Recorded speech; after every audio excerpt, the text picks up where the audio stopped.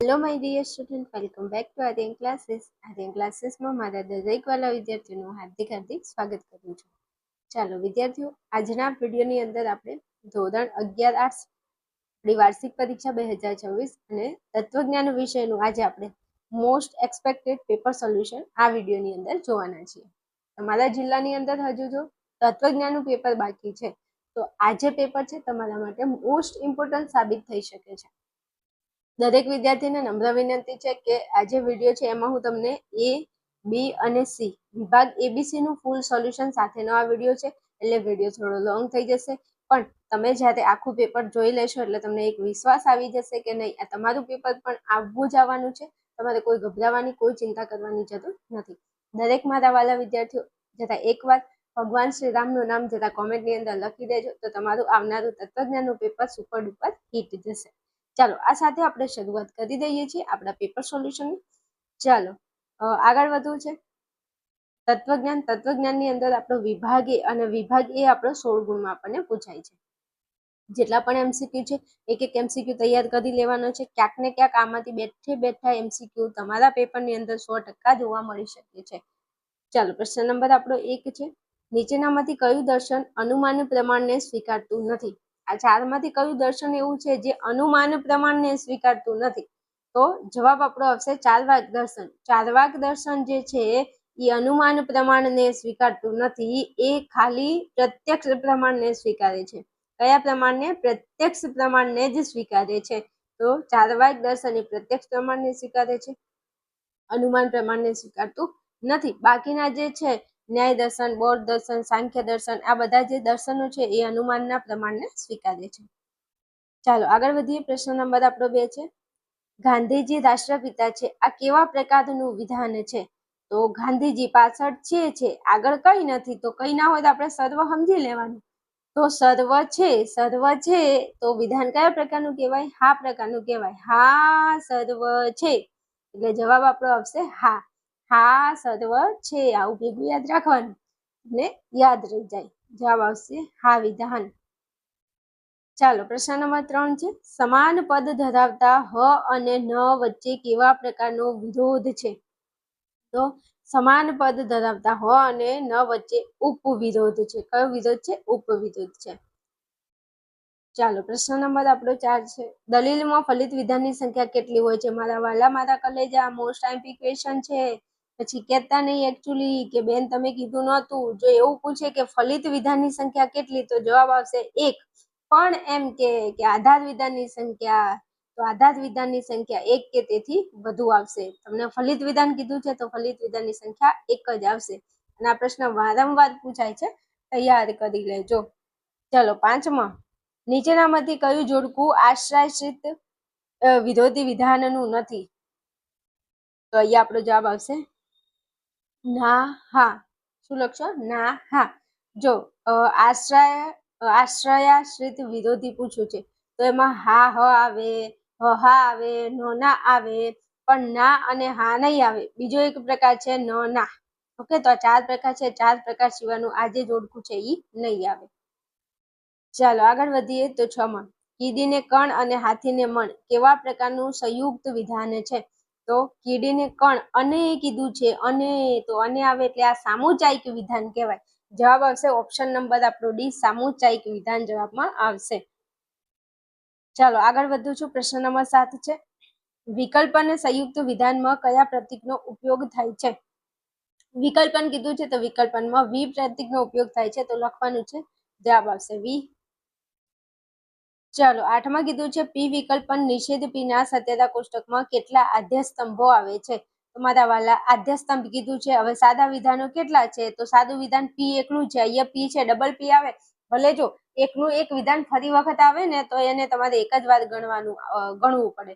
એટલે પી વિધાન આપેલું છે એટલે અહીંયા આદ્ય સ્તંભ એક જ આવશે હો ને. જવાબ આવશે 1. હાલો આગળ વધું છું. પ્રશ્ન નંબર 9 છે. એક વિચાર પરથી તેની સાથે સંકળાયેલા બીજા વિચાર પર જવાની માનસિક પ્રક્રિયા એટલે શું? તો જેને આપણે કહીશું અનુમાન. શું કહેવાય? અનુમાન.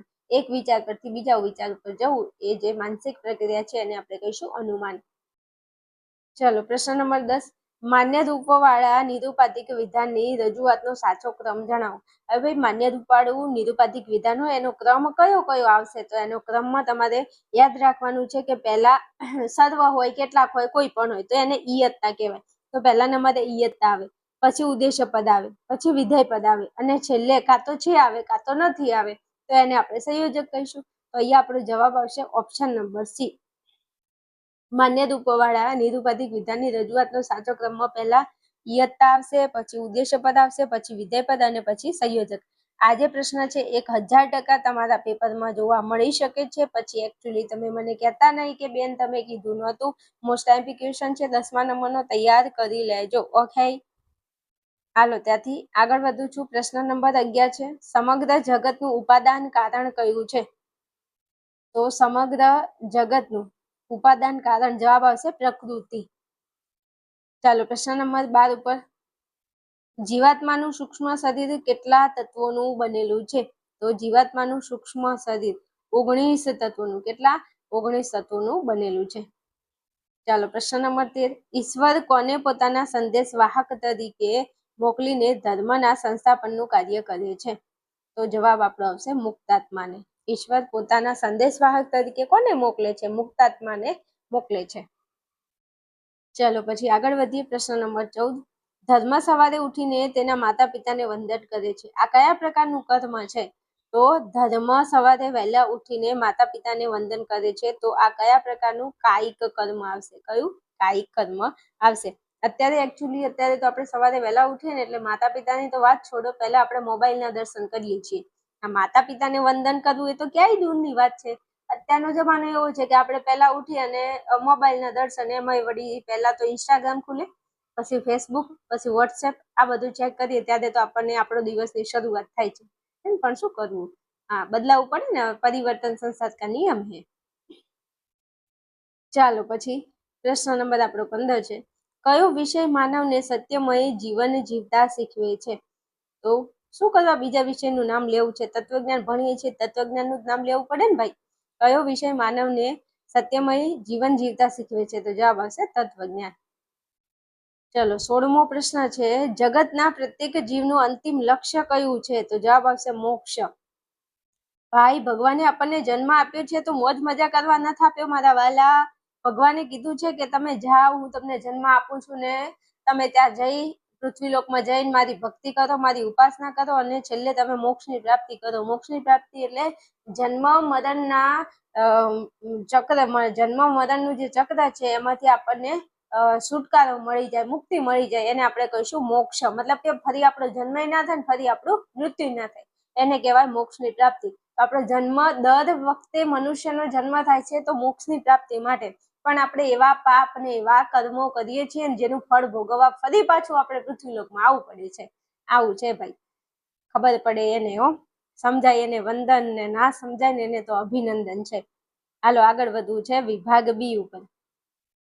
ચાલો વિભાગ બી ની અંદર પહેલો જો પ્રશ્ન છે આપણો શું કીધું છે કે પૂજા હોશિયાર વિદ્યાર્થીની છે, કારણ કે પૂજા એસએસસી બોર્ડમાં પ્રથમ નંબરે પાસ થઈ છે.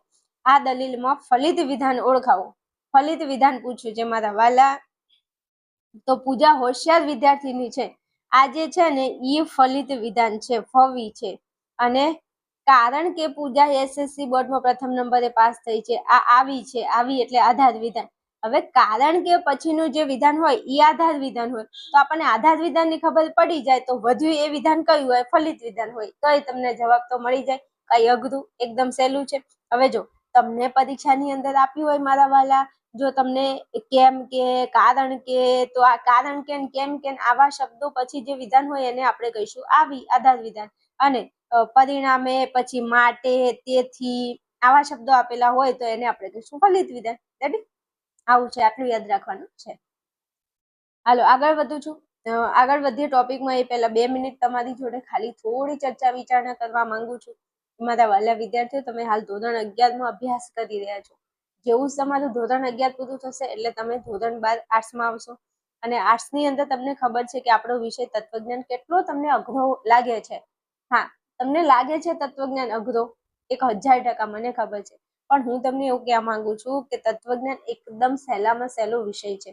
આખું આર્ટ્સ તમે જુઓ ને તો આર્ટ્સના જેટલા પણ વિષય છે ને એમાં સૌથી સહેલામાં સહેલો કોઈ વિષય હોય ને તો તત્વજ્ઞાન છે. ગુજરાતી કરતા પણ સહેલો વિષય તત્વજ્ઞાન છે, આવું હું માનું છું. કદાચ તમે નહીં માનતા હોય અને તમને જો માનવામાં ન આવતું હોય ને તો તમારે એક કામ કરવાનું છે, મારી એક થોડી નાનકડી વાત માનવાની છે. તત્વજ્ઞાન વિષયમાં તમને એવું થાય કે મથીન 50 માર્ક આવે છે, તત્વજ્ઞાન વિષયમાં મથીન તમે 70 માર્ક લાવો છો, પણ હું તમને એવું કહું છું કે તત્વજ્ઞાન તમે મારી જોડે ભણો ને તો હું તમને તત્વજ્ઞાનમાં 100 માંથી 100 માર્ક લઈને અપાવી શકું છું. ગુજરાતના એવા ઘણા વિદ્યાર્થીઓ છે જે મારી જોડે ભણે છે, તત્વજ્ઞાન વિષય મારી જોડે ભણીને લોકો 100 માંથી 100 માર્ક લાવ્યા છે. હા, તમને વિશ્વાસ ન આવતો હોય તો આપણી ચેનલની અંદર શોર્ટ વિડીયો અવેલેબલ છે, તમે શોર્ટ વિડીયોમાં જઈ અને જોઈ શકો છો વિદ્યાર્થીઓના માર્ક. વિદ્યાર્થીઓ મારી જોડે ભણી અને 100 માંથી 100 માર્ક લાવે છે તત્વજ્ઞાન વિષયમાં. જો તમારે પણ તત્વજ્ઞાન વિષયમાં 100 માંથી 100 માર્ક લાવવા છે, ભૂગોળ વિષયમાં તમારે 100 માંથી 100 માર્ક, 100 માંથી 99, 95 માર્ક લાવવા છે, અથવા ધોરણ 12 આર્ટ્સના દરેક વિષયની અંદર તમારે સારા એવા માર્ક લાવવા છે, 90 પ્લસ 95 પ્લસ માર્ક લાવવા છે, તો તમારા માટે અહીંયા આર્યન ક્લાસીસ લઈને આવી ગયું છે એક સરસ મજાનો કોર્સ. આ કોર્સની અંદર, આ બેચની અંદર તમે જોઈન થઈ અને ભણી શકો છો અને તમારું ધાર્યું એવું પરિણામ તમે ધોરણ 12 આર્ટ્સમાં લાવી શકો છો. તમારા મમ્મી પપ્પાએ જે સપનું જોયું છે કે મારા છોકરા છોકરીનું સારું એવું રિઝલ્ટ આવે, તો હવે એ સમય આવી ગયો છે. તમારા માટે ગુજરાતનો નંબર 1 કોર્સ આપણા એપ્લિકેશનમાં અવેલેબલ છે. તો આવો સાથે મળી અને આપણે તૈયારી કરીએ. તમને તમારી મંજિલ સુધી હું તમને લઈ જઈશ. થોડી નાનકડી એવી વાત કરી લઉં કે આપણો જે કોર્સ છે એ તમને 2 રીતે અવેલેબલ છે આપણા એપ્લિકેશનમાં. એક તો 8 વિષયનો ભેગો કોર્સ છે, મતલબ કે એક કોર્સ તમે ખરીદો અને એમાં તમને 8 વિષય મળી જાય છે. 8 વિષય તત્વજ્ઞાન, ભૂગોળ, મનોવિજ્ઞાન, સમાજશાસ્ત્ર, ગુજરાતી, ઇંગ્લિશ, હિન્દી અને સંસ્કૃત, 4 આપણી ભાષાઓ, 4 બીજા વિષય, એમ કરી અને ટોટલ 8 વિષયનો કોર્સ છે. એની ફીસ નોર્મલ માત્ર 3,999 છે અને 1 વર્ષની તમને વેલિડિટી મળી જાય છે. હવે અમુક વિદ્યાર્થીઓ એવા છે કે બેન મારે બધા વિષયની જરૂર નથી, મારે તો કોઈ 2 વિષય જોઈએ છે, અથવા મારે કોઈ એક જ વિષય જોઈએ છે, અથવા મારે 4 વિષય જોઈએ છે. તો તમારા માટે તમારા પ્રશ્નનું સોલ્યુશન પણ આપણે અહીંયા લાવી દીધું છે. આપણા એપ્લિકેશનમાં સબ્જેક્ટ વાઇઝ પણ આપણો કોર્સ અવેલેબલ છે. તમે એક એક વિષય ખરીદીને પણ ભણી શકો છો આપણા એપ્લિકેશનમાં. તમારી જરૂરિયાતને ધ્યાનમાં રાખી અને તમે મારો કોર્સ પરચેજ કરી અને ભણી શકો છો. આ નંબર ઉપર તમે મને ફોન મેસેજ કરી અને વધારે માહિતી મેળવી શકો છો. આ વિડીયોના નીચે ડિસ્ક્રિપ્શનમાં તમને એપ્લિકેશનની લિંક આપું છું, વોટ્સએપ ચેનલ અને ટેલિગ્રામ ચેનલની લિંક આપું છું, ત્યાં જઈ અને તમે જોઈન થઈ જજો. ઓકે, ચાલો આગળ વધીએ છીએ આપણે આપણા ટોપિકમાં. ચાલો, પ્રશ્ન નંબર આપણો 18 છે. કેવા પ્રકારના વિધાનમાં બંને પદો અવ્યાપ્ત હોય છે? તો હ પ્રકારનું જે વિધાન છે એમાં બંને પદો કેવા હોય છે? અવ્યાપ્ત છે. ટેબલ તમે કોષ્ટક તમે જોઈ લેજો, તમને ખ્યાલ આવી જશે. ચાલો, 19મા નંબરનો પ્રશ્ન છે. અર્વાચીન તર્કશાસ્ત્રને પ્રાતિક તર્કશાસ્ત્ર શા માટે કહેવામાં આવે છે? તો અર્વાચીન તર્કશાસ્ત્રને પ્રાતિક તર્કશાસ્ત્ર શા માટે કહેવામાં આવે છે? તો પ્રતીકોનો બહોળા પ્રમાણમાં ઉપયોગ થાય છે. પ્રતીકોનો બહોળા પ્રમાણમાં ઉપયોગ થતો હોવાથી અર્વાચીન તર્કશાસ્ત્રને પ્રાતિક તર્કશાસ્ત્ર કહેવામાં આવે છે.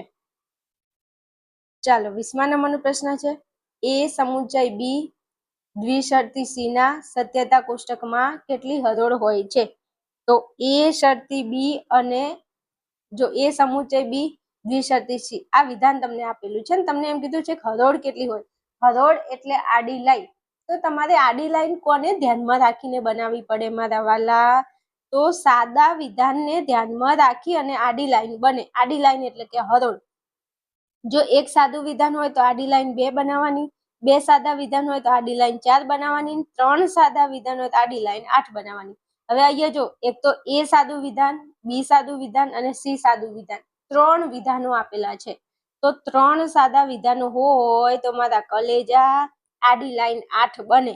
ખબર પડી? તો તમને ગમે તે પ્રશ્ન પૂછાય, એક સાદું વિધાન આપેલું હોય તો આડી લાઈન 2 બનાવવાની, 2 સાદા વિધાન આપ્યા હોય આડી લાઈન 4 બનાવો, 3 સાદા વિધાન હોય તો આડી લાઈન 8 બનાવો. વાત પૂરી. તો અહીંયા કેટલા સાદા વિધાન છે? તો આમાં 3 સાદા વિધાન છે. 3 સાદા વિધાન હોય તો આડી લાઈન 8 આવે. તો લખવાનું કેટલી હરોળ? 8 હરોળ બને છે. ઓકે, હાલો હવે આગળ વધીએ. 21માં, અણુ સ્વયં ગતિશીલ છે કે તેની ગતિ પૂર્વ નિર્ધારિત છે?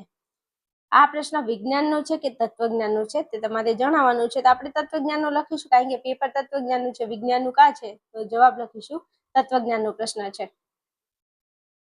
ચલો 22મો, ચાર્વાક દર્શન કેટલા પ્રમાણોને સ્વીકારે છે? તો ચાર્વાક દર્શન ભાઈ એક જ પ્રમાણને સ્વીકારે છે. હમણાં આપણે પહેલા MCQમાં જોઈ ગયા. કયું પ્રમાણ? પ્રત્યક્ષ પ્રમાણને સ્વીકારે છે. ચાર્વાક દર્શન કેટલા પ્રમાણોને સ્વીકારે છે?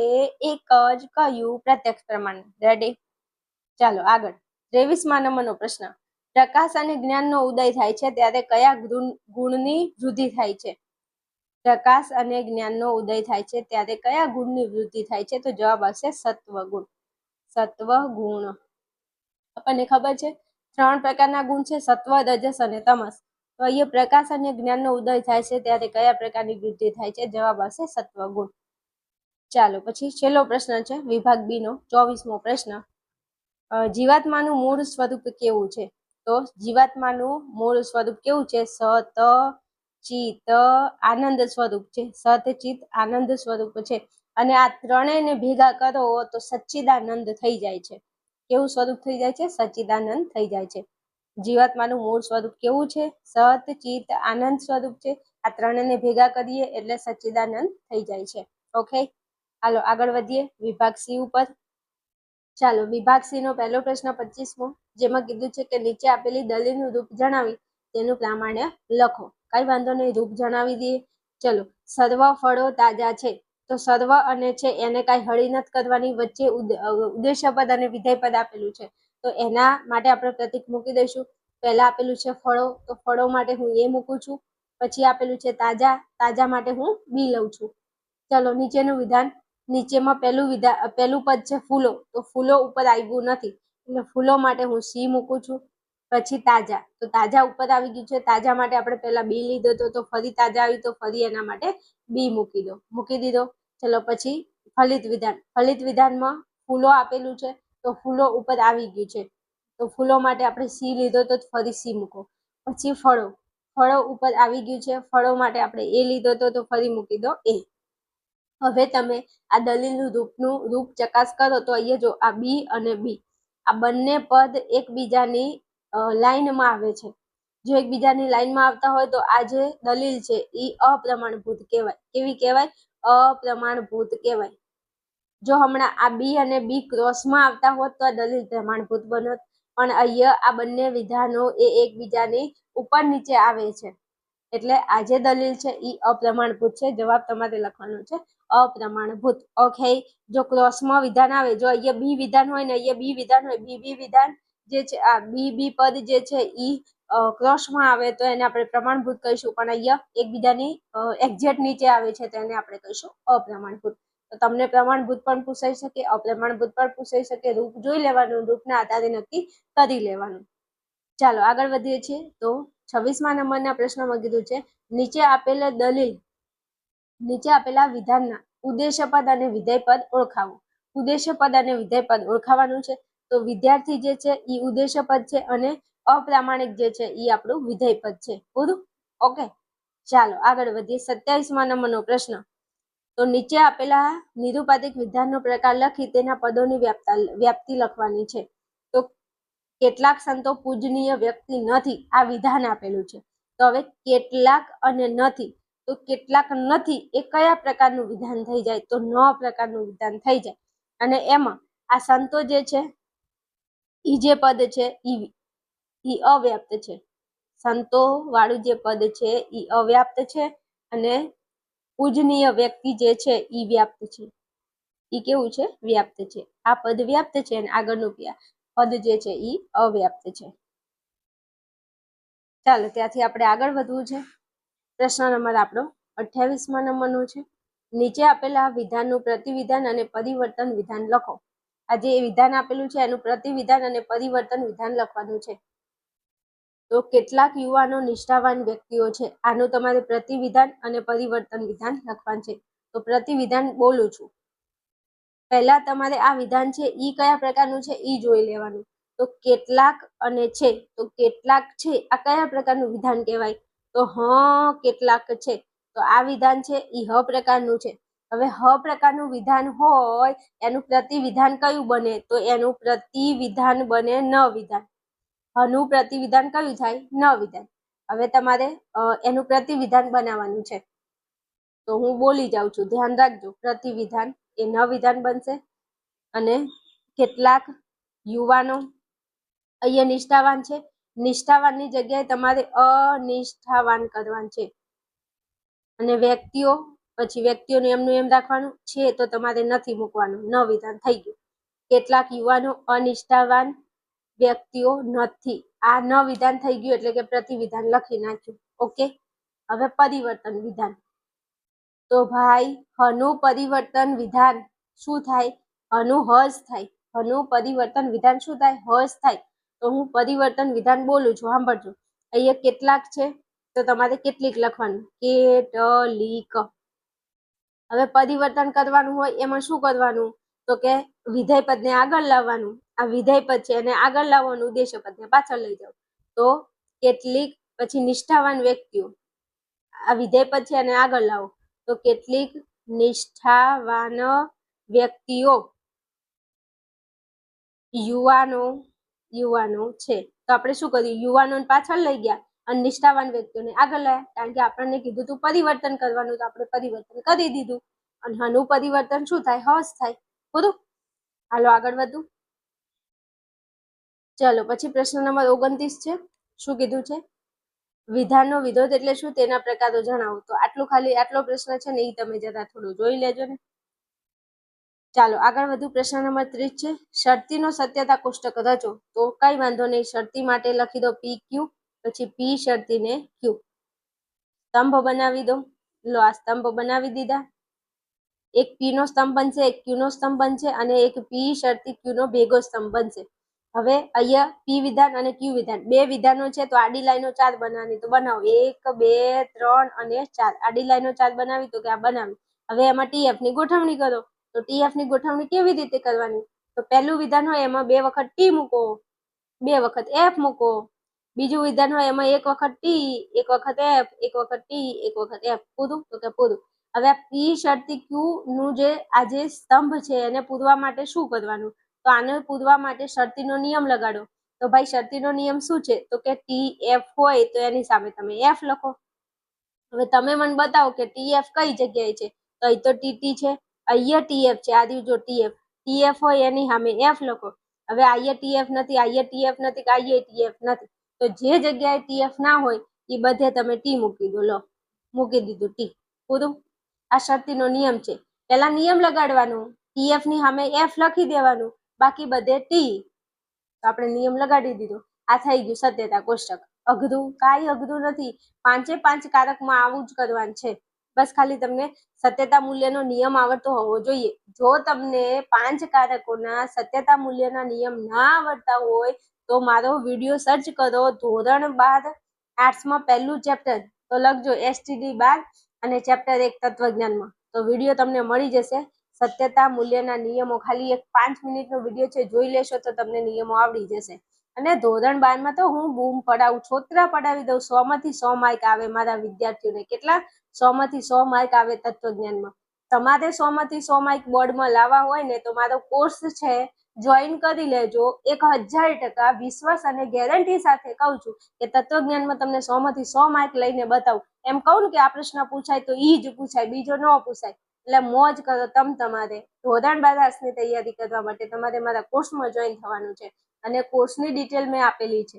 વધારે તમારે માહિતી જોઈએ છે કોર્સને લગતી, તો શોર્ટ વિડીયોમાં જાઓ, ત્યાં મળી જશે. ત્યાં મારો નંબર પણ આપેલો છે, ત્યાંથી તમે મેળવી શકો છો વધારે માહિતી. ચાલો આગળ વધવું છે આપણે આપણા ટોપિકમાં. ચલો 31મો પ્રશ્ન છે. એમાં નીચે આપેલા સંયુક્ત વિધાનનો પ્રકાર ઓળખી પ્રાતિક રજૂઆત કરવાની છે. અને વિધાન તમને આપ્યું છે, જો તમે સારું ભણશો તો તમને સારી નોકરી મળશે. વાત સાચી છે, સારું ભણશો તો નોકરી મળશે ને, નહીં ભણો તો ક્યાંથી નોકરી મળશે? બોલો. અને અત્યારે તો હરીફાઈ કેટલી વધી ગઈ છે હાલ તો જો તમે સારું ભણશો તો મારા વાલા મારા કલેજા, એ છે જો અને તો જો તો માટે શરતી વિધાન આવે. એનું પ્રતીક, શરતીનું પ્રતીક લખી દો, એક એરો એટલે શરતી. હવે એ છે તમે સારું ભણશો, તો તમે સારું ભણશો એના માટે એ મૂકી દો. અને તમને સારી નોકરી મળશે એના માટે બી મૂકી દો. તો લો આ થઈ ગઈ તમારી પ્રાતિક રજૂઆત. આ કરી નાખી પ્રાતિક રજૂઆત. એ શરતી બી, આને કહેવાય પ્રાતિક રજૂઆત. પ્રાતિક રજૂઆત કરવા માટે એ થી લઈ અને ઝેડ સુધીના કેપિટલ અક્ષરોનો ઉપયોગ થાય. આ તમારે ધ્યાનમાં રાખવાનું છે હો મારા વાલા.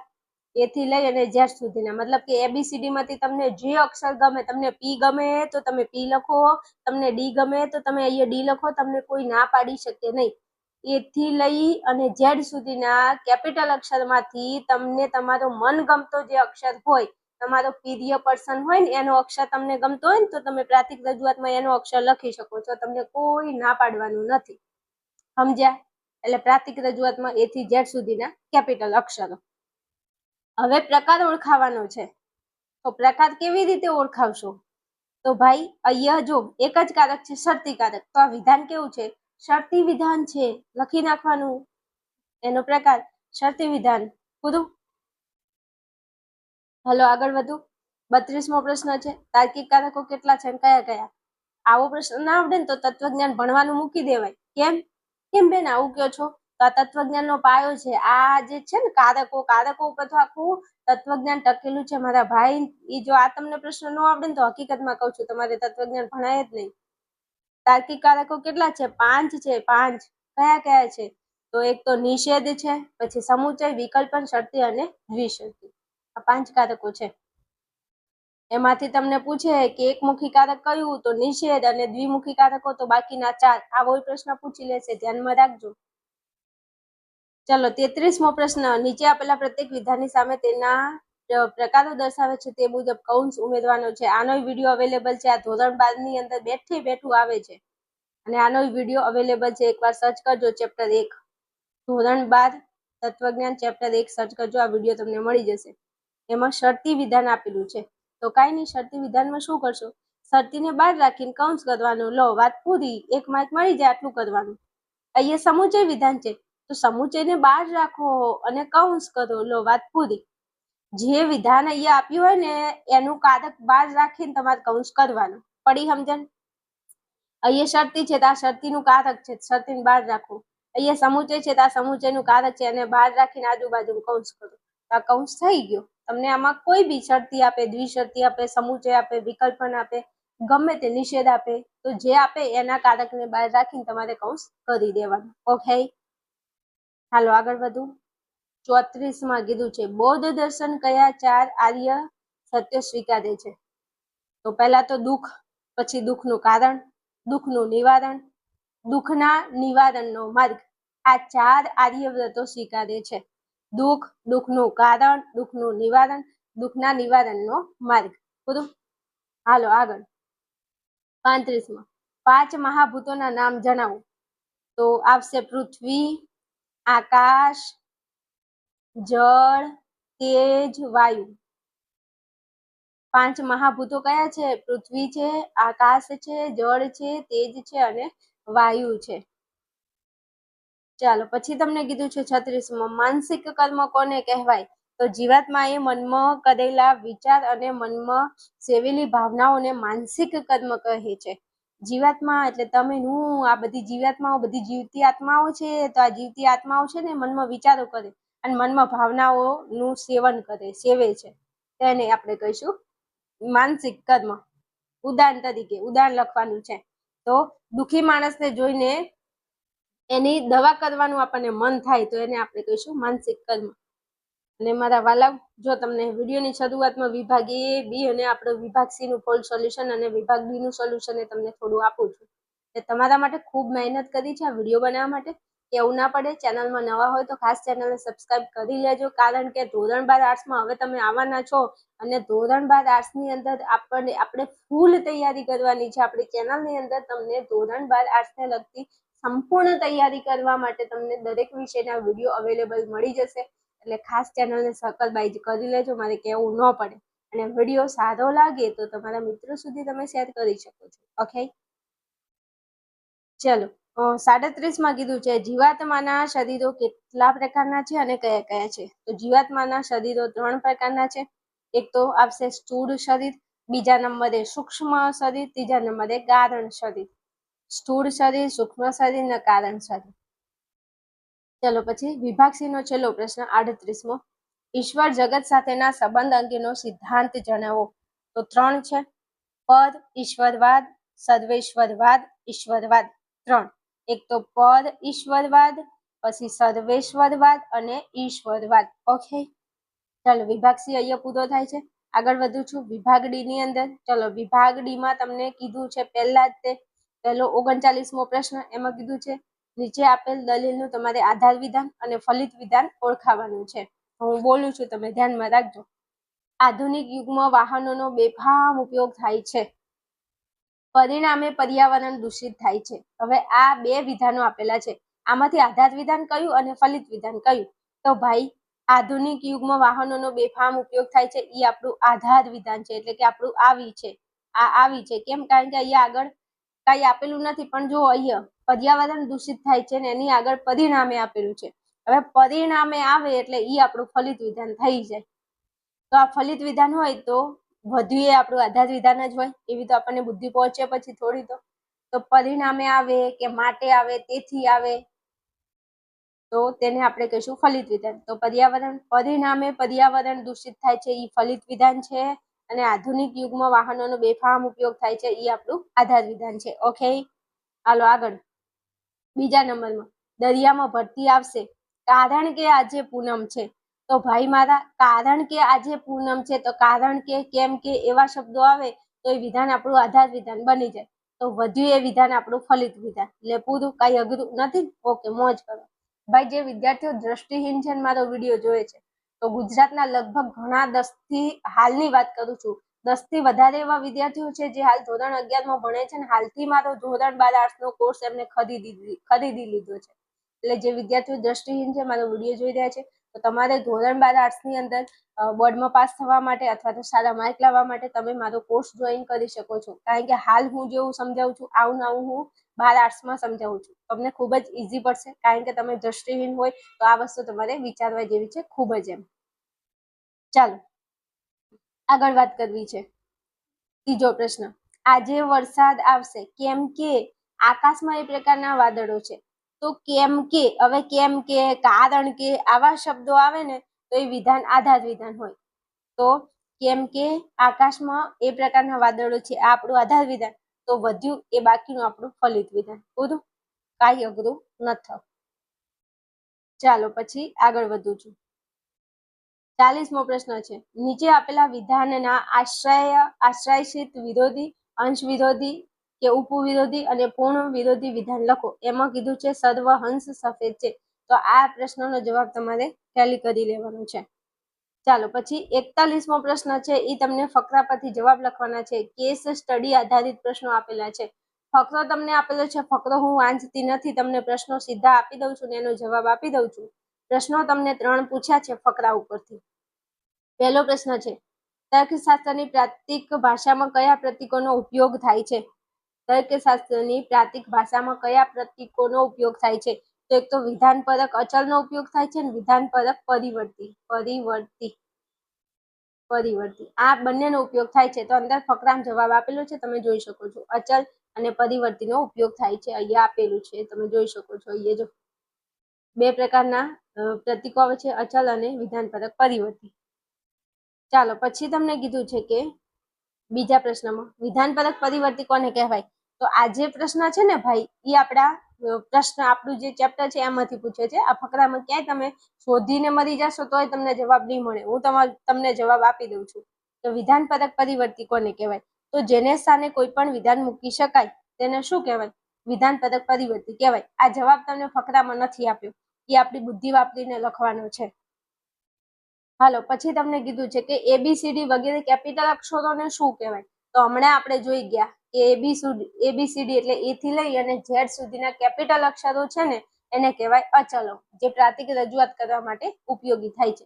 અને ફકરામાં આપેલું છે, તમે જોઈ લેજો. અહીંયા આ રીતો ABCD વગેરે કેપિટલ અક્ષરો વિધાનપરક અચલો તરીકે પ્રયોજાતા પ્રતીકો છે, તો એને આપણે કહીશું વિધાનપરક અચલો. ઓકે, હાલો હવે આગળ વધું છું.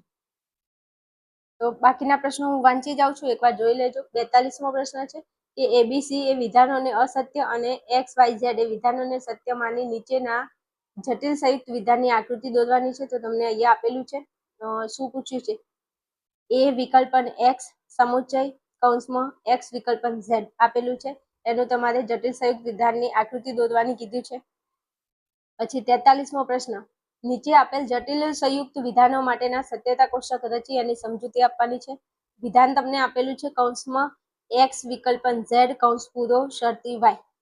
જોઈ લેજો આ બધા પ્રશ્નો. ઓકે, ચલો પછી 44મા પ્રશ્નમાં કીધું છે કે નીચે આપેલા પ્રશ્નો તત્વ મીમાંસા, જ્ઞાન મીમાંસા કે મૂલ્ય મીમાંસાના છે, તે તમારે જણાવવાના છે. આટલા પ્રશ્નો તમે ટેલી કરજો. એકમાં કીધું છે માનવ જીવનનું અંતિમ ધ્યેય શું છે. બીજો પ્રશ્ન છે જ્ઞાનનું મૂલ્ય શું છે. ત્રીજો પ્રશ્ન છે જગતનું સ્વરૂપ કેવું છે. આ પ્રશ્નો તમારે કહેવાના છે. તત્વ મીમાંસા, જ્ઞાન મીમાંસા, મૂલ્ય મીમાંસા એકવાર ટેલી કરી લેજો. ચાલો પછી આગળ વધું છું. 45માં ન્યાય, જૈન અને બૌદ્ધ દર્શનના પ્રણેતાઓના નામ લખો. 46મો પ્રશ્ન છે સત્વગુણના લક્ષણોની સમજૂતી આપો. 47મો પ્રશ્ન છે જીવાત્માનું માનસિક સ્વરૂપ સમજાવો. 48માં કીધું છે ઈશ્વરના તાત્વિક ગુણધર્મો જણાવો. આટલા પ્રશ્નો તમને વિભાગ ડી માં આપેલા છે. આ પ્રશ્નોના જવાબ જરા તમે થોડા ટેલી કરી લેજો. ચાલો આગળ વધીએ. વિભાગ ઈ. વિભાગ ઈ ની અંદર તમને પ્રશ્નો પૂછેલા છે. હું બોલું છું વિભાગ ઈ ના પ્રશ્નો જોઈ લેજો. 49માં કીધું છે નિગમન લક્ષી અને વ્યાપ્તિ લક્ષી દલીલ એટલે શું. તેમના વચ્ચેનો તફાવત સ્પષ્ટ કરવાનો છે. 50માં નિરૂપાધિક વિધાનના 4 પ્રકારોની આકૃતિ દ્વારા સમજૂતી. 51માં વિકલ્પન એટલે શું, તેનું ઉદાહરણ, પ્રાતિક રજૂઆત, રૂપ, સત્યતા મૂલ્યના નિયમો સત્યતા કોષ્ટક દ્વારા સમજાવવાના છે. 52મો પ્રશ્ન છે એમાં જો એ અને બી સત્ય હોય અને પી અને ક્યુ અસત્ય હોય તો નીચેના જટિલ સંયુક્ત વિધાનની આકૃતિ દોરી તે આકૃતિ સત્યતા કોષ્ટકની કઈ હરોળમાં સમાવેશ પામે છે તે તમારે સત્યતા કોષ્ટક રચીને સમજાવવાનું છે. એમાં વિધાન આપ્યું છે કૌંસમાં એ દ્વિશરતી બી કૌંસ પૂરો વિકલ્પન નિષેધ બી. આ વિધાન આપેલું છે, પર સૂચના મારેલું છે. અને આપણો છેલ્લો પ્રશ્ન છે એમાં તમને કેસ સ્ટડી આધારિત પ્રશ્નો ફકરો આપેલો છે અને એના ઉપરથી તમારે જવાબ દેવાના છે. તો 5 પ્રશ્નો તમને અહીંયા પૂછેલા છે. પહેલો પ્રશ્ન છે ચાર્વાક, જૈન અને બૌદ્ધ દર્શનોને અવૈદિક દર્શનો શા માટે કહે છે. ફકરો વાંચી અને જવાબ દેવાના છે. તો આજે દર્શનોને અવૈદિક કેમ કહે છે, કારણ કે તે વેદોનો સ્વીકાર કરતા નથી એટલા માટે અવૈદિક છે. પછી યોગના 8 અંગોના નામ આપો અને અંતરંગો અને બહિરંગો જણાવો. તો યોગના 8 અંગો કયા કયા છે. તો યોગના 8 અંગો તમારે લખવાના છે યમ, નિયમ, આસન, પ્રાણાયામ, પ્રત્યાહાર, ધારણા, ધ્યાન અને સમાધિ. એમાંથી યમ, નિયમ, આસન, પ્રાણાયામ, પ્રત્યાહાર આ જે 5 છે એ બહિરંગો છે અને ધારણા, ધ્યાન અને સમાધિ એ અંતરંગો છે. હવે અમુક પ્રશ્નોના જવાબ તમને ફકરામાં આપ્યા નથી, એ તમારે તમારા પાઠના આધારે તમારી બુદ્ધિ દોડાઈ અને લખવાના છે. ઓકે, જોઈ લેજો જરા. ચલો પછી વૈદિક દર્શન એટલે શું, તેના નામ જણાવો. પછી ચોથો પ્રશ્ન છે ચિત્તવૃત્તિ દ્વારા કયા પ્રકારનું જ્ઞાન પ્રાપ્ત થાય છે. અને 5મો પ્રશ્ન છે આંતરરાષ્ટ્રીય યોગ દિવસ ક્યારે અને શા માટે ઉજવવામાં આવે છે.